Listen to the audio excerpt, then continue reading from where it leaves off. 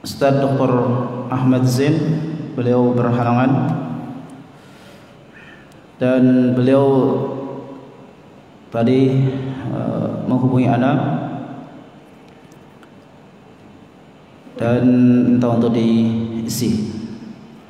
Mudah-mudahan apa yang kita bahas pada kesempatan ini bermanfaat buat kita sekalian, dan mudah-mudahan ini menjadi hal yang tentunya menghilangkan dari kekosongan yang ada, insyaallah. Hadirin jemaah sekalian yang dimuliakan Allah Subhanahu wa taala,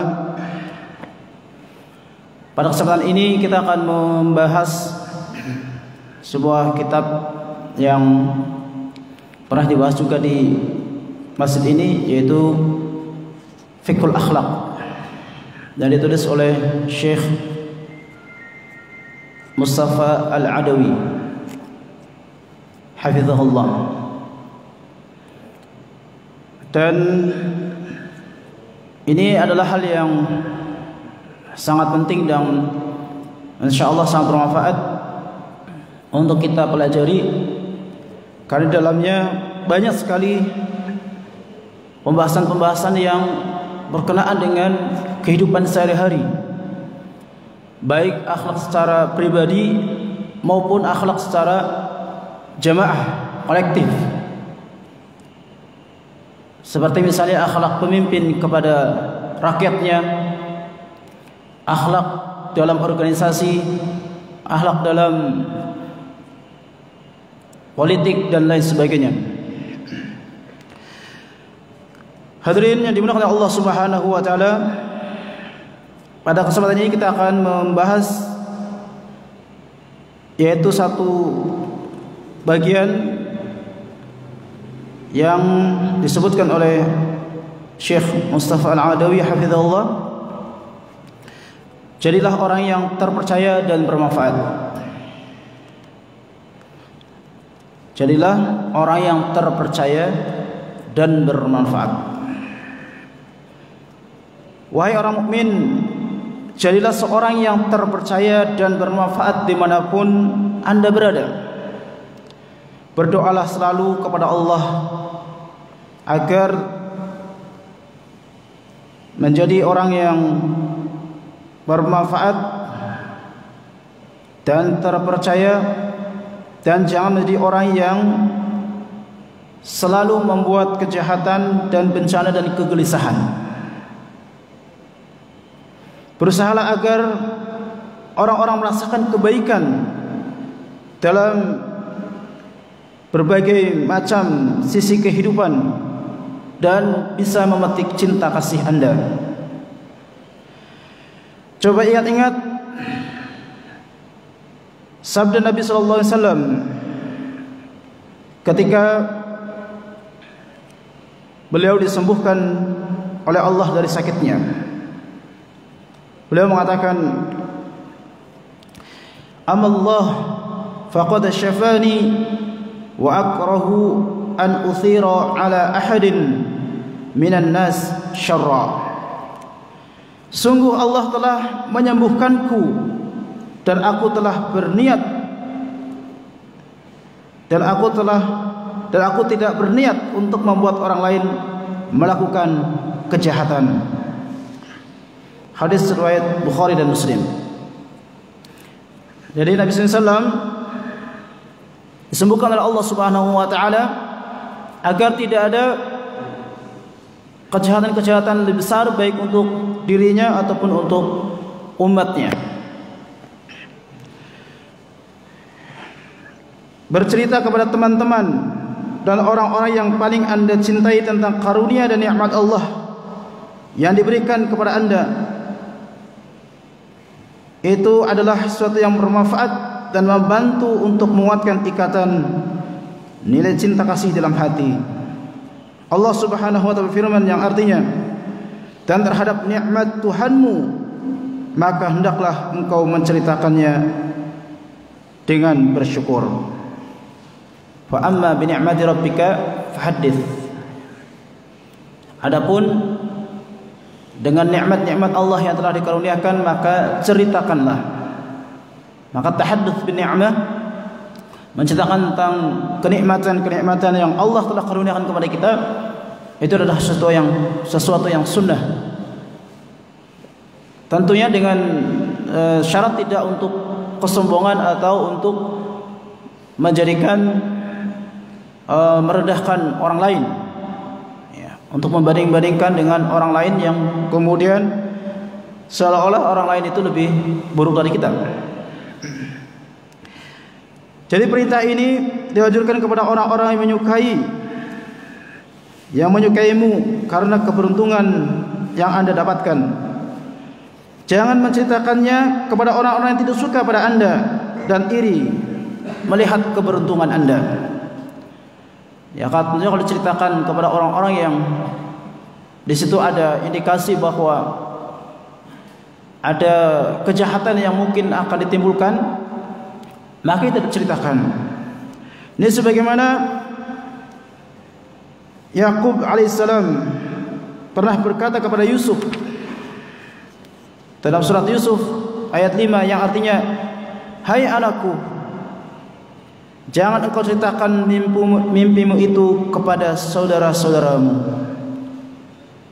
Jika mereka tahu, mereka akan membuat makar untuk membinasakanmu. Sesungguhnya syaitan itu adalah musuh yang nyata bagi manusia. Nabi SAW juga pernah mengatakan, idza ra'a ahadukum ma yuhibbu fala yuhaddithu bihi illa man yuhib. Jika salah seorang melihat sesuatu yang menyenangkannya, maka ia hanya boleh menceritakannya kepada orang-orang yang dicintainya. Hadis riwayat Bukhari dan Muslim. Jika Anda diberi nikmat atau rezeki dari Allah, maka ceritakanlah kepada saudara-saudara Anda yang mencintai Anda dan Anda cintai. Bahagiakan hati mereka dengan nikmat yang Anda peroleh itu, agar mereka juga ikut merasakan kebahagiaan Anda, sebagaimana mereka juga ikut merasakan kesedihan Anda. Jangan hanya kesedihan saja yang diceritakan kepada mereka, dan berbagilah nikmat Allah yang telah diberikan kepada Anda. Rasulullah SAW telah mencontohkan bagaimana membahagiakan para sahabatnya dan menyuruh mereka untuk menceritakan nikmat Allah yang telah diberikan kepada beliau, berupa berkah makanan yang telah disentuh oleh tangan beliau. Imam Bukhari meriwayatkan dari Jabir bin Abdullah radhiyallahu anhu, ayahku meninggal dan meninggalkan utang. Kemudian aku menemui orang-orang yang menghutangi ayahku untuk memberikan kurma miliknya sebagai pembayaran utangnya, tapi mereka menolak. Menurut mereka, kurma tidak cukup untuk membayar utang. Kemudian aku menemui Nabi dan menceritakan kejadian ini kepada beliau. Maka beliau bersabda, jika engkau telah menebang pohon-pohon kurma itu dan meletakkannya di atas lapak, maka engkau harus memanggil Rasulullah. Maka Rasulullah pun datang bersama dengan Abu Bakar, Umar. Rasulullah SAW kemudian duduk di dekat lapak dan mendoakan agar kurma tersebut berkah. Kemudian Rasulullah SAW berkata, panggillah semua orang yang mengutangi ayahmu dan lunasilah utangnya setelah itu. Kemudian setelah itu, semua utang ayahku bisa aku lunasi, dan kurmanya masih tersisa 13 wasak, 7 wasak untuk yang sudah ditumbuk dan 6 wasak untuk yang sudah jadi pasta, atau 6 yang ditumbuk dan 7 yang jadi pasta. Kemudian aku menemui Rasulullah SAW dan para sahabat pada waktu maghrib dan menceritakan semuanya kepadanya. Dan beliau tertawa dan berkata, temui Abu Bakar dan Umar dan ceritakanlah kepada mereka. Dan mereka berkata, kami sudah menduga Anda akan menceritakan seperti ini, karena Rasulullah SAW juga pernah melakukan hal yang seperti itu. Jadi ini mukjizat Rasulullah SAW dan karomah yang Allah berikan kepada Rasulullah SAW, yang mana kurma tersebut tidak habis-habis untuk membayar hutang-hutang dari sahabat yang mulia Jabir bin Abdullah. Ayahnya Jabir bin Abdullah meninggal, kemudian untuk membayar hutangnya dibayar dengan kurma, dan tidak habis-habis kurma tersebut untuk diberikan kepada yang menagih hutang, dan kemudian sampai lunas semuanya. Perhatikanlah ucapan Rasulullah SAW, temui Abu Bakar dan Umar dan ceritakan kepada mereka.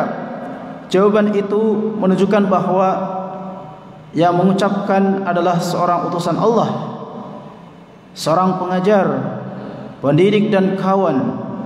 Ia berbagi kebahagiaan kepada Abu Bakar, Umar, agar mereka semakin yakin dengan kenabiannya. Nabi mereka juga merasakan, dan juga mereka merasakan kesedihan yang beliau rasakan, dan turut merasakan bahagia karena berkah yang diterima oleh beliau. Dan kita juga seharusnya seperti itu. Jadi ketika ada saudara kita yang sudah berjuang bersama-sama,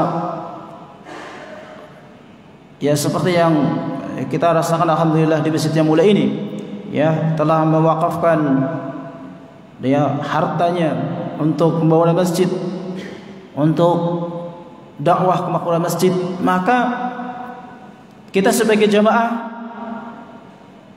turut bahagia dan tidak melupakan kebaikan tersebut.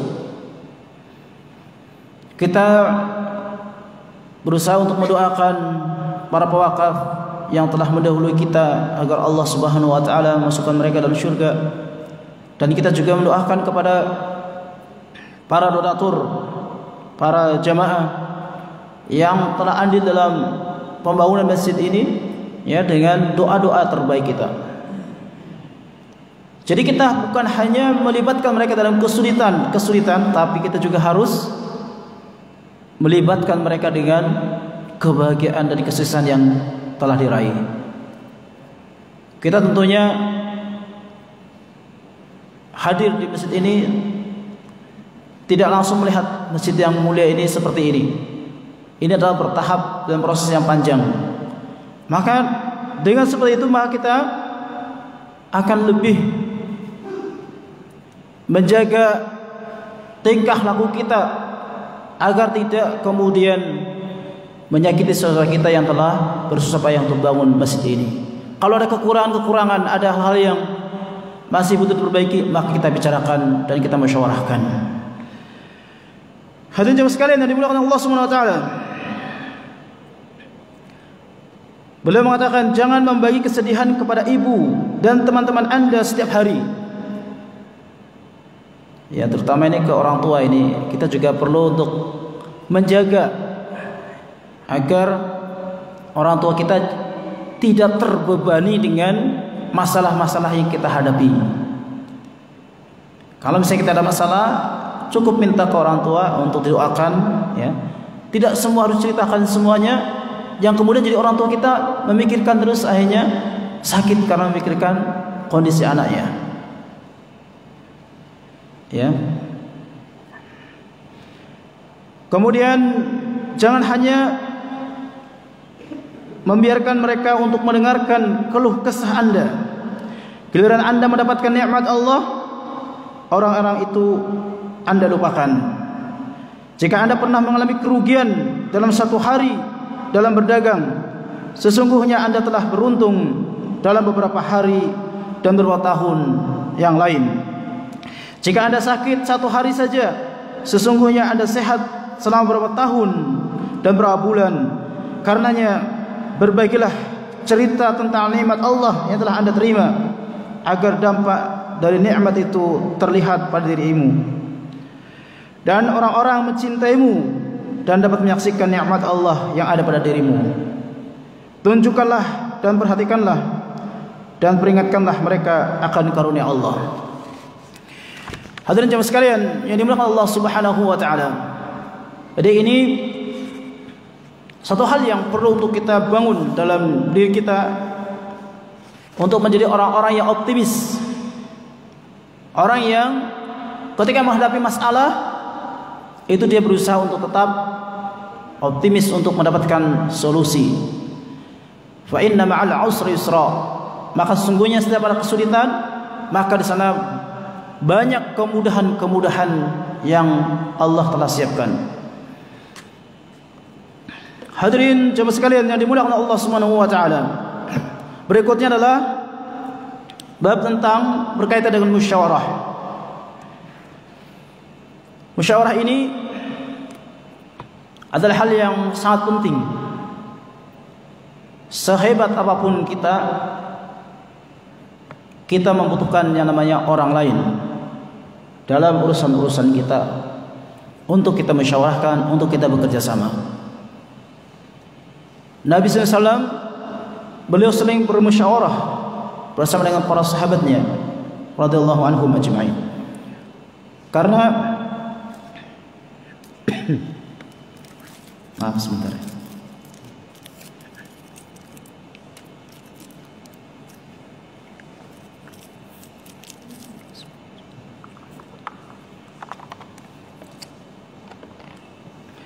Karena musyawarah adalah bagian dari kekuatan yang besar yang perlu untuk selalu dimanfaatkan. Kalau ada masalah-masalah kemudian diselesaikan tidak dengan musyawarah, maka mungkin sebuah masalah tidak akan selesai dengan baik. Maka Allah Subhanahu wa taala memerintahkan kepada nabinya sallallahu alaihi wasallam dalam firman-Nya dalam surah Ali Imran ayat 159 yang artinya, karena itu maafkanlah mereka, mohonkanlah ampun bagi mereka, dan bermusyawarahlah dengan mereka dalam urusan-urusan itu. Dan Allah juga memuji hamba-hambanya yang beriman dalam firman-Nya yang artinya urusan mereka diputuskan dengan musyawarah antara mereka. Quran Surat Asy-Syura ayat 38. Adalah kebiasaan Nabi SAW yang selalu mengajak para sahabat-sahabatnya untuk bermusyawarah ketika menghadapi hal-hal yang rumit maupun yang mudah. Sebagai seorang pemimpin, bahwa tradisi musyawarah adalah kewajiban. Adalah wajar seseorang berkonsultasi kepada kalangan ahli di bidangnya dalam menghadapi hal-hal yang memang perlu dikonsultasikan. Tentunya tidak benar seorang polisi diajak konsultasi dalam masalah-masalah kedokteran atau perencanaan bangunan.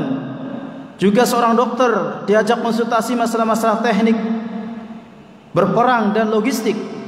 Juga seorang pengajar bahasa Inggris diajak bermusyawarah masalah-masalah pertanian.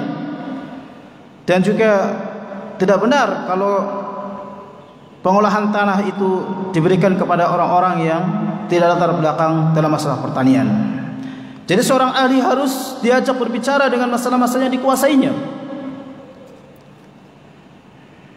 Ya, ini berdasarkan dalam hadis Nabi SAW, "Idza wusida al-amr ila ghairi ahlihi fantadhir as-sa'ah."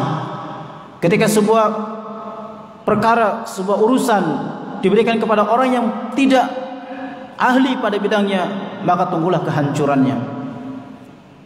Maka tentunya kita bersyukur kepada Allah Subhanahu wa taala kalau negeri kita ini dipimpin oleh orang-orang yang memiliki keahlian di bidangnya. walaupun mungkin jelas di sana sini masih banyak kekurangan, tapi kita juga perlu untuk mensyukurinya ketika ada orang-orang yang ditempatkan di bidangnya. Ya alhamdulillah baru-baru ini Dr. Sandiaga Uno ya, beliau memang memiliki keahlian di bidang ekonomi ya, karena jadi Kementerian Pariwisata dan Ekonomi Kerakyatan, ekonomi kreatif ya. Ini tentunya kita berpikir positif untuk selalu mengambil husnuzon, berbaik sangka kepada Allah Subhanahu wa taala. Karena memang kondisi kita yang luar biasa sekarang, banyak masalah, dan ini bukan cuma di Indonesia. Ya, di negara-negara lain juga karena menghadapi Covid-19 yang belum selesai. Ini banyak permasalahan besar yang timbul. Maka dengan musyawarah, Rasulullah SAW telah mencontohkan bagaimana pada kondisi yang genting, yaitu waktu perang Badar, maka Rasulullah SAW selalu berdiskusi dengan para sahabatnya. Nabi tidak terlalu banyak mendengarkan ide-ide orang-orang muhajirin, justru beliau lebih banyak berkonsultasi dengan orang-orang Ansar. Mengapa Nabi melakukan demikian? Karena Nabi mempunyai alasan tersendiri. Jadi kita juga ketika melihat ya, ada di pejabat pemerintahan atau mungkin di bidang yang lain, dia ditempatkan di tempat tersebut, itu kita tidak mengetahui secara pasti apa motifnya, maka kita tawakuf, kita diam dalam masalah yang tidak kita ketahui. Wala taqfu ma laysa laka bihi ilm. Janganlah kamu mengerjakan sesuatu yang tanpa dasar ilmu. Dan Nabi SAW juga ketika memilih ya, banyak konsultasi kepada sahabat Ansar ketika perang Badar, ya Nabi yang tahu, karena orang-orang Ansar ini dekat dengan Badar ya, mereka lebih tahu lokasi dan sebagainya ya, strategisnya dan bagaimana, yaitu maka Nabi SAW meminta pendapat dari orang-orang Ansar dibandingkan orang-orang Muhajirin. Kemudian jemaah sekalian yang dimuliakan Allah Subhanahu wa taala, dalam riwayat Muslim menceritakan dalam hadis dari Anas radhiyallahu anhu, Rasulullah SAW membuka forum ketika mendengar keberangkatan Abu Sufyan ke Syam. Ketika Abu Bakar menyampaikan idenya, Nabi hanya diam. Ketika Umar melakukan hal yang sama, beliau juga diam. Kemudian Sa'ad bin Ubadah berdiri dan berkata, engkau menghendaki kami, Rasulullah, demi zat yang jiwaku ada di tangannya, kalau saja engkau memerintahkan kami untuk menenggelamkan rombongan Abu Sufyan ke dasar laut, maka kami akan menenggelamkannya. Kalau saja engkau memerintahkan kami untuk memukul musuh hingga ke barkul ghibat, maka kami akan melakukannya. Ketika terjadi kisah dusta, yaitu tentang hadis ifki, Rasulullah SAW berkonsultasi dengan orang-orang dekatnya, yaitu Ali, Usamah bin Zaid, dan Zainab. Ia juga berkonsultasi dengan Barirah, orang yang sangat mengenal Aisyah. Beliau juga berkonsultasi dengan sebagian besar sahabat-sahabatnya berkenaan dengan orang-orang munafik yang selalu ingin merusak nama baiknya. Kata Rasulullah SAW kepada orang itu, apa pendapat kalian terhadap sekelompok orang yang paling benci kepada istriku? Sungguh yang aku tahu, istriku ini orang baik-baik. Semua ini terjadi dalam peristiwa kisah dusta yang dimaksud. Jadi ketika menyelesaikan permasalahan tawanan perang Badar, Rasulullah SAW juga melibatkan banyak sahabat untuk meminta pendapat tentang hal tersebut. Kebiasaan yang demikian sering dilakukan bersama dengan para sahabat. Abu Bakar selalu berbicara dengan para sahabatnya ketika menghadapi permasalahan sulit, sementara Umar lebih sering melakukan hal-hal yang sama yang telah dicontohkan oleh Rasulullah SAW. Namun tidak setiap tindakan harus meminta pendapat setiap orang terlebih dahulu. Cukuplah bahwa Anda yakin akan kebenaran sikap Anda. Setelah itu kemudian bertawakal kepada Allah. Jika ada orang yang mengungkapkan pendapat tentang satu masalah dengan dukungan dari Al-Quran dan Sunnah atau ijma', maka tidak boleh mengabaikan dari Al-Quran dan Sunnah ijma' tersebut. Berbeda halnya jika permasalahan yang dihadapi itu masih diperdebatkan, maka pilihannya adalah pendapat yang paling positif, yang mendapat dukungan dalil yang paling kuat dan lebih mengacu kepada kemaslahatan umum. Jadi satu hal yang perlu kita bangun dalam kehidupan kita sehari adalah kepercayaan orang kepada kita dan nama baik. Dan ini telah Allah Subhanahu wa taala jadikan kepada Nabi sallallahu alaihi wasallam. Wa rafa'na laka dzikrak, dan kami telah angkat engkau penyebutannya. Di dalam surah Al-Insyirah, penyebutan Nabi sallallahu alaihi wasallam itu selalu disebut dalam iringan lafzul jalalah. Asyhadu an la ilaha illallah, asyhadu anna Muhammad Rasulullah. Jadi penyebutan persaksian kepada Allah, kemudian persaksian kepada Rasulullah. Wa ati Allah wa ati Rasul. Taat kepada Allah dan taat kepada Rasul. Ini adalah salah satu upaya yang Allah Subhanahu wa taala jadikan kepada Nabi kita Muhammad SAW agar kemudian dipercaya oleh umat manusia. Jadi kita perlu dalam kehidupan kita sehari untuk selalu menjaga nama baik diri kita. Makanya di sini dilarang untuk menyebarkan aib di kalangan kaum muslimin. Kalau ada kekurangan, ada hal-hal yang tidak harus disampaikan untuk orang lain, maka jangan disampaikan. Kalau justru ketika disampaikan oleh orang lain justru ini menjadi bumerang, menjadi masalah, maka jangan disampaikan.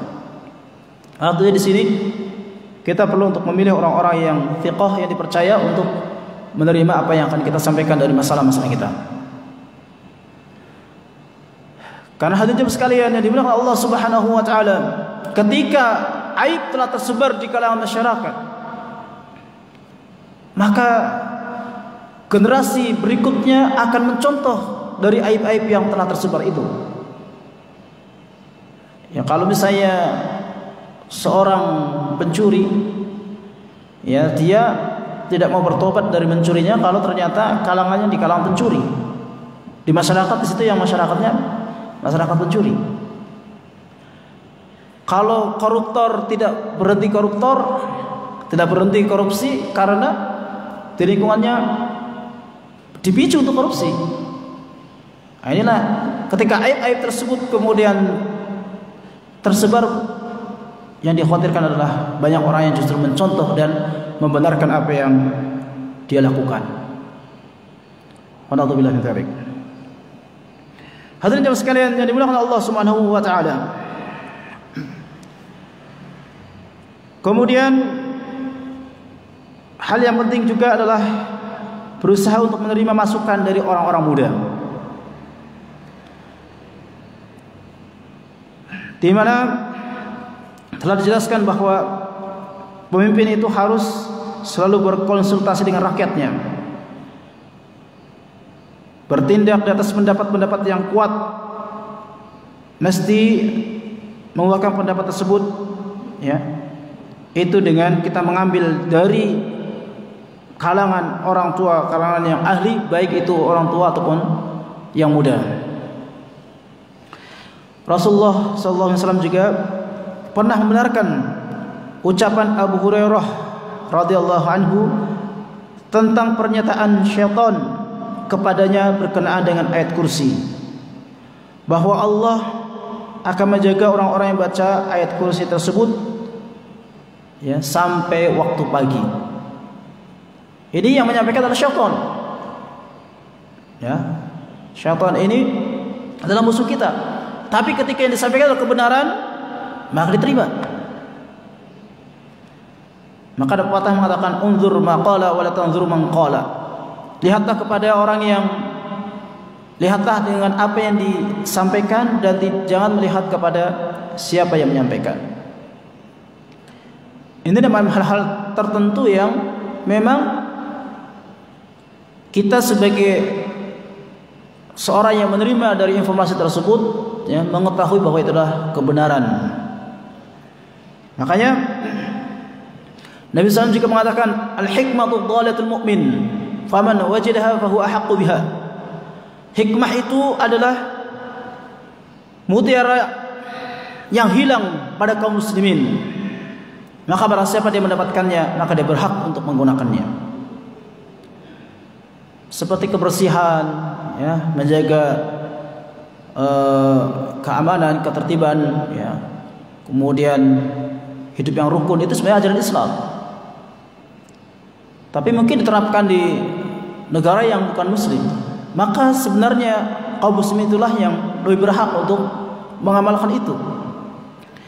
Kalau kemudian ada ilmu teknologi, ke orang-orang barat misalnya lebih maju, ya kita lebih berhak untuk menggunakannya, karena pada dasarnya ilmu tersebut adalah ilmu dari Allah Subhanahu wa taala, ilmu yang telah diberikan oleh Allah untuk hamba-hambanya yang beriman kepada Allah Subhanahu wa taala.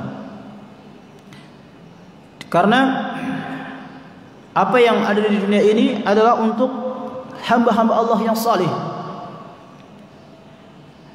yang lebih berhak untuk menggunakannya. Hadirin jemaah sekalian yang dimuliakan Allah Subhanahu wa taala, Rasulullah SAW juga pernah larang sahabatnya untuk mengatakan, jika Allah menghendaki juga Muhammad atau demi Ka'bah, karena ucapan-ucapan Yahudi yang berkata, dengan ucapan itu kalian telah menyekutukan dan mensejarahkan Allah dengan yang lain. Hadis riwayat Imam Nasa'i. Imam Ahmad juga meriwayatkan dari Abdurrahman bin Abi Umarah Al-Ansari, ayahku pernah menuturkan bahwa dia pernah bersama dengan Rasulullah sallallahu alaihi wasallam dalam sebuah peperangan. Karena mereka kelaparan, karena kehabisan bekal, mereka mengusulkan kepada Nabi sallallahu alaihi wasallam untuk menyembelih sebagian kendaraan logistik. Semoga dengan itu Allah menghantarkan kita kepada tujuan kita. Kemudian Umar ingat bahwa Nabi SAW juga pernah melarang untuk menyembelih sebagian kendaraan logistik. Kemudian Umar mengingatkan, wahai Rasulullah, bagaimana mungkin kalau besok kita harus berhadapan dengan tanpa kendaraan? Jadi ini menanyakan, ya, kepada Nabi SAW untuk musyawarah ini. Bagaimana nih? Apakah kita akan sembelih sebagian kendaraan kita atau tidak? Bagaimana jika engkau mendoakan sisa perbekalan yang telah kita kumpulkan, mendoakan agar diberkahi oleh Allah, karena Allah mengabulkan permohonan Anda. Sebab doamu ya akan menjadi sebab ya sisa makanan tersebut akan berkah dan cukup. Maka kemudian Nabi mendoakan sisa perbekalan tersebut dan menyuruh setiap orang untuk menyerahkan sisa makanannya. Mereka hanya mampu menyerahkan sepotong roti atau lebih sedikit, dan yang paling banyak adalah menyerahkan satu sok gandum. Kemudian Rasulullah SAW mengumpulkannya, lalu berdiri dan berdoa. Setelah itu dia menyuruh setiap anggota tentaranya untuk mengisi kantong-kantong perbekalannya dan memenuhinya. Ketika semua anggota telah mengisi penuh kantong perbekalannya, tumpukan sisa perbekalan itu masih tersisa dan tampak belum berkurang. Rasulullah SAW pun tersenyum hingga gerahamnya terlihat. Seraya berkata, aku bersaksi bahwa tidak ada Tuhan selain Allah. Aku adalah utusan Allah. Dengan dua kalimat tersebut, seorang hamba yang beriman akan bertemu dengan Allah pada hari kiamat kelak, dan dirinya akan dilindungi dari api neraka. Nabi SAW juga pernah menerima pendapat Umar ketika Nabi berbicara kepadanya agar merahasiakan bahwa orang yang mengucapkan tidak ada Tuhan selain Allah akan masuk surga. Nabi minta untuk merahasiakan agar nantinya orang tidak bergantung dengan ucapan tersebut. Menyatakan kebenaran adalah sebentuk keadilan. Dalam firman Allah Subhanahu wa taala dalam surat Al-Maidah ayat 8 yang artinya, dan janganlah sekali-kali kebencian kalian terhadap satu kaum mendorong kalian untuk berlaku tidak adil.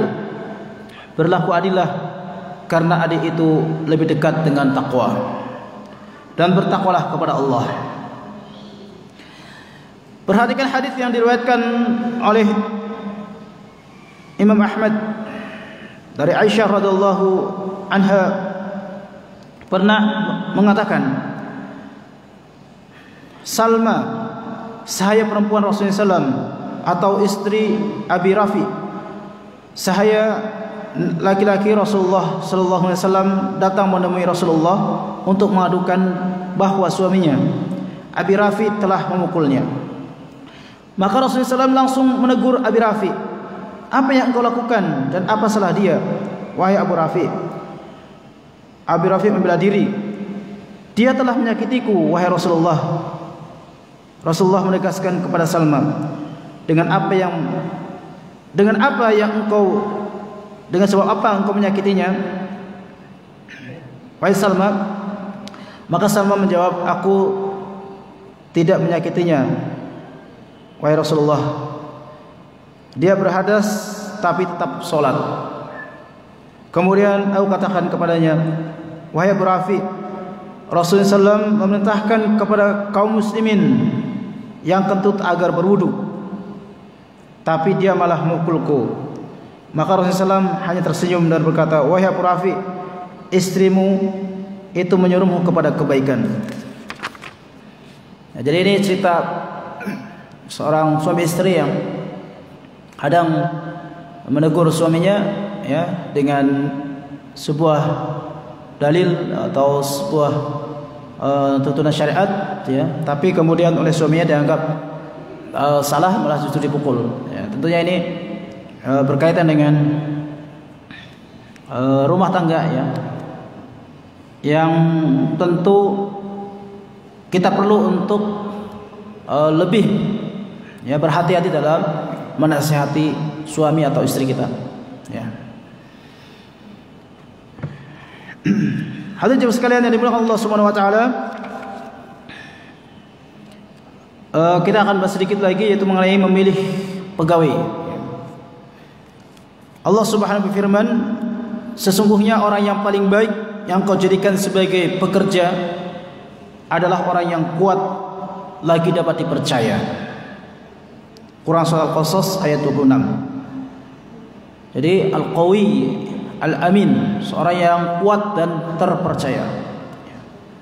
Jadi ini tentunya hal yang kita jadikan sebagai salah satu landasan ketika kita memilih pegawai, memilih menteri misalnya ya, atau memilih pejabat-pejabat. Ini harus kita pilih adalah qawi, yang kuat dan amin, dan terpercaya. Kuat di sini adalah kuat secara materi, kuat secara iman, ilmu, kuat secara sosial, politik, dan dari kekuatan-kekuatan yang lainnya. Karena kalau misalnya kita ambil seorang yang pemimpin yang tidak kuat,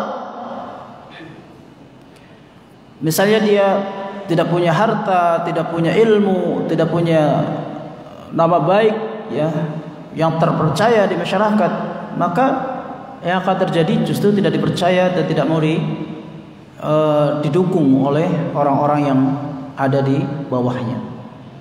Tentunya ini hal yang perlu untuk kita menjadi pertimbangan ya, bahwa dalam kepengurusan di lembaga-lembaga, di pengurusan DKM, masjid, dan juga lain sebagainya, maka kita harus perhatikan orang yang memimpin kita. Apakah orang tersebut memiliki kekuatan atau tidak? Kalau tidak memiliki kekuatan secara ekonomi, secara ilmu, secara politik, sosial, apalagi namanya sudah dikenal koruptor misalnya, wah itu sudah tidak percaya lagi. Maka yang perlu kita pertimbangkan ya. Hadirin sekalian yang dimuliakan Allah Subhanahu wa taala. Jadi kita tidak hanya melihat hanya kepada aminnya saja, terpercaya saja atau dipercaya atau amanah, tapi harus melihat juga segi kekuatannya. Orangnya amanah, dipercaya, tapi tidak bisa berbuat apa-apa karena nggak punya fasilitas, tidak punya daya dukung yang kuat, makanya juga mubazir, memimpin amanah yang berat tapi dia tidak mampu untuk digunakan ya. Demikianlah seharusnya memilih orang yang dipekerjakan, yang punya kekuatan dan terpercaya. Berikut juga dalam firman Allah Subhanahu wa taala, Allah berfirman yang artinya, salah seorang dari kedua wanita itu berkata, "Wahai bapakku, ambillah ia sebagai orang yang bekerja pada kita. Sesungguhnya orang yang paling baik yang kau jadikan sebagai pekerja pada kita adalah orang yang kuat lagi dapat dipercaya." Kriterianya adalah kuat atau al-qawi dan dapat dipercaya, yaitu al-amin. Nanti dalam surah Al-Qasas ayat 26. Ifrit adalah jin yang menawarkan diri kepada Sulaiman untuk membawakan singgasana. Ya, singgasana Nabi Sulaiman alaihissalam. Ya, singgasananya Balqis ya, untuk dibawa ke Nabi Sulaiman. Dan berkata, "Aku akan datangkan kepadamu dengan membawa singgasana itu sebelum kau berdiri dari tempat dudukmu. Sesungguhnya aku benar-benar kuat untuk membawanya lagi dapat dipercaya." Quran surat An-Naml ayat 39. Ifrit menyebut dirinya sebagai orang yang kuat dan dapat dipercaya. Allah juga telah menjelaskan tentang Jibril alaihissalam sebagaimana yang disebutkan dalam Quran surat At-Takwir ayat 20 sampai 21, yang artinya yang mempunyai kekuatan, yang mempunyai kedudukan yang tinggi di sisi Allah, yang mempunyai arsy ya, Allah yang mempunyai arsy, yang ditaati di sana di alam malaikat, lagi terpercaya. Allah juga menjelaskan tentang Musa alaihissalam dan dalam surat Al-Qasas ayat 14 ya, yang artinya, dan setelah Musa cukup umur dan sempurna akal, kami berikan kepadanya hikmah, kenabian dan pengetahuan, dan demikianlah kami memberikan balasan kepada orang-orang yang berbuat baik. Menggabungkan kriteria kuat ya, dan cukup umur ya. Dan dalam kaitannya dengan cukup umur dan akal yang sempurna, ini adalah hikmah, adalah bagian dari hal yang sangat penting. Juga termasuk pengetahuan moral yang positif. Ya, yaitu orang-orang yang optimis nih. Dia punya ilmu, punya harta, punya amanah, tapi gak optimis, pikirnya pesimis terus, negatif terus. Ini jangan dipilih ya. Kami berikan kepadanya hikmah kenabian dan pengetahuan, dan demikianlah kami memberikan balasan kepada orang-orang yang berbuat baik. Dalam kriteria ini juga tercakup pengertian dapat dipercaya. Dalam menjelaskan tentang para nabi, Allah Subhanahu wa taala menyebutkan dalam Al-Qur'an yang artinya, dan ingatlah hamba-hamba kami Ibrahim, Ishak dan Yakub yang mempunyai perbuatan-perbuatan besar dan ilmu-ilmu yang tinggi. Sesungguhnya kami telah mensucikan mereka dengan menganugerahkan kepada mereka akhlak yang tinggi, yaitu selalu mengingatkan manusia kepada negeri akhirat. Quran surat Sad ayat 45 sampai 46. Allah juga menggambarkan yang mempunyai perbuatan-perbuatan yang besar. Ini penggambaran yang sebenarnya yang bermaksud mendeskripsikan kemampuan mereka. Sedangkan penggambaran ilmu-ilmu mengacu kepada pengertian ilmu, kekuatan memahami dan dapat dipercaya. Terlebih jika dikaitkan dengan pernyataan, sesungguhnya kami telah mensucikan mereka dengan menganugerahkan kepada mereka akhlak yang tinggi, yaitu selalu mengingatkan manusia kepada negeri akhirat. Dengan kata lain, kami khususkan dengan satu kriteria, yaitu selalu mengingat kepada negeri akhirat. Jadi pemimpin kita ini harusnya ingat-ingat akhirat nih. Orang yang telah mencapai kualitas mengingatkan orang lain yang tentunya orang mempunyai keimanan dan juga taat dalam agama. Allah juga telah menjelaskan tentang Nabi Yusuf alaihissalam, dan tatkala dia cukup dewasa, kami berikan kepadanya hikmah dan ilmu. Demikianlah kami memberikan balasan kepada orang-orang yang berbuat baik. Quran surat Yusuf ayat 22. Ini sudah syuruk belum? Udah lewat ya. Saya lihat dari risalah. Jazakumullah khairan, barakallahu fikum. Ini penjabarannya masih panjang, tapi cukup, mudah-mudahan apa yang kita bahas ini menjadi gambaran dan optimis kita untuk tetap husnuzan, dan kita selalu doakan para pemimpin kita untuk diberikan oleh Allah Subhanahu wa taala hidayah, diberikan oleh Allah Subhanahu wa taala ilmu, ya, kebijaksanaan, ya, mencintai rakyatnya, mencintai kaum muslimin, ya, dan mudah-mudahan Allah Subhanahu wa taala mencintai mereka dan menolong mereka. Amin ya rabbal alamin.